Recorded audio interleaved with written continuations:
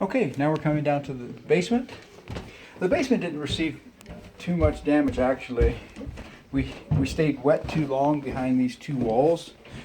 So we'll build a chamber that comes down from the main level. So only two chambers will be needed, and we'll flood cut these two walls to get material removed.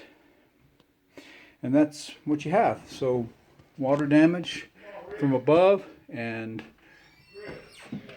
we'll get this so it can be rebuilt in about 3 or 4 days.